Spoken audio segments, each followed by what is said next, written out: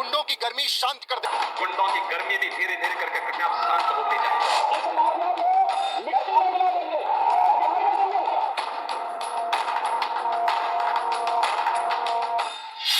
जब उत्तर प्रदेश के मुख्यमंत्री योगी आदित्यनाथ बोलते हैं तो पूरी दुनिया सुनती है। वो मौजूदा दौर के सबसे फायरब्रांड नेता है।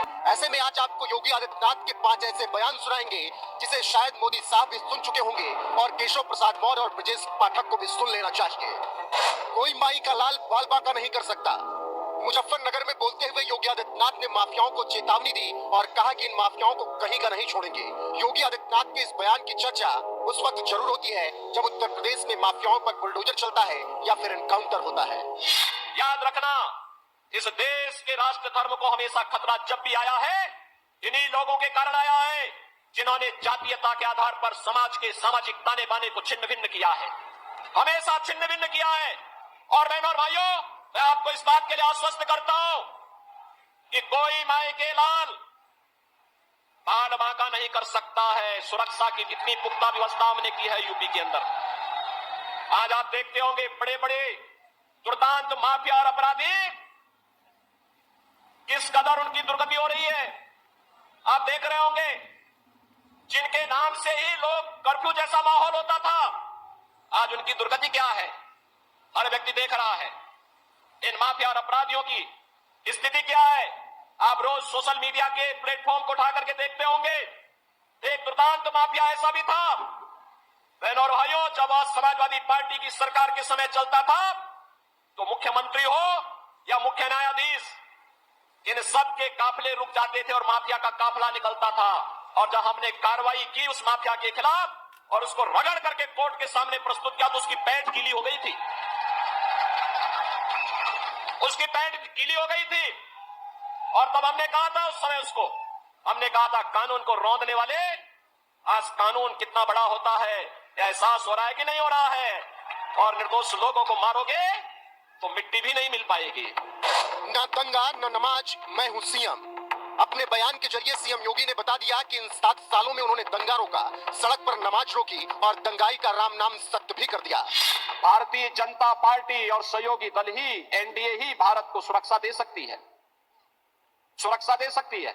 और किस रूप में दे सकती है इसका मॉडल मैं आपको बताता हूं। उत्तर प्रदेश में मैं पिछले 7 वर्ष से चीफ मिनिस्टर हूं। 7 वर्ष में उत्तर प्रदेश में तो 6.5 करोड़ मुस्लिम आबादी है।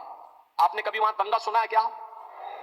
7 वर्ष में कोई दंगा नहीं हुआ, कोई दंगा नहीं, कोई कर्फ्यू नहीं, दंगा भी नहीं, कर्फ्यू भी नहीं, सड़क पे कोई नमाज नहीं होती है, कोई सड़क पे नमाज नहीं होती है।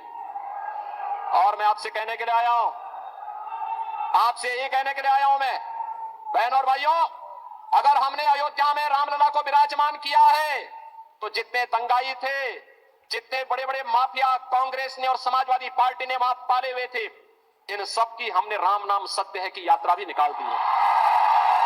ये सब निकल गए, सब गायब हो गए। कुछ लोग तो बोलते थे कि साहब बस हमें जेल डाल दीजिए। हमने कहा जेल नहीं, तुम्हारी जगह तो जहन्नुम है, जहन्नुम। बेटी को छेड़ा तो छोड़ेंगे नहीं।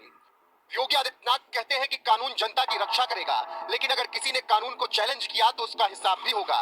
किसी ने बहन बेटी को छेड़ा तो हम उसे छोड़ेंगे नहीं। अव्यवस्था नहीं फैलाने देंगे।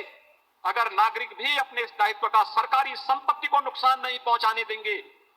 कोई सार्वजनिक संपत्ति है, उस सार्वजनिक संपत्ति का संरक्षण करेंगे, उसका देखभाल करेंगे, उसको नुकसान या क्षति नहीं पहुंचाने देंगे। अगर इस कर्तव्य का निर्वहन आम नागरिक भी करने लग जाएगा तो जो लोग गोरखपुर के विकास में बैरियर बन करके, प्रदेश के विकास में बैरियर बन करके विकास की परियोजनाओं को रोकना चाहते हैं, विकास के कार्यक्रमों को रोकना चाहते हैं, वे स्वतः ही बेनकाब होते हुए दिखाई देंगे। और उन लोगों को बेनकाब करने के लिए आज सरकार पूरी मजबूती के साथ कार्य कर रही है। हम लोगों ने पहले कहा है कि कानून प्रत्येक नागरिक को सुरक्षा प्रदान करेगा, लेकिन राह चलती हुई किसी बेटी के साथ अगर किसी ने छेड़छाड़ करके उसकी सुरक्षा में सेंध लगाने का कार्य किया तो अगले चौराहे पर उस सोहदे का इंतजार यमराज कर रहा होगा। उसको फिर यमराज के यहां भेजते से कोई रोक नहीं पाएगा।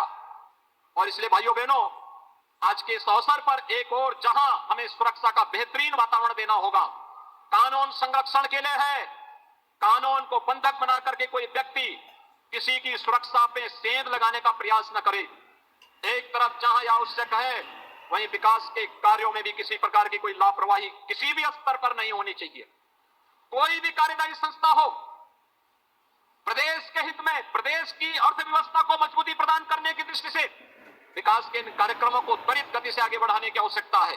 तेजी के साथ पूरे मानक की गुणवत्ता को आगे बढ़ाने की आवश्यकता है और विकास की इस गुंजाइश को, क्योंकि आने वाले समय में अनेक अन्य कार्यक्रम गोरखपुर के अंदर होने हैं, इन कार्यक्रमों को हम तेजी के साथ आगे बढ़ा सकें, इस विश्वास के साथ मैं आप सबका आह्वान करूंगा स्वच्छ और सुंदर गोरखपुर बनाने के लिए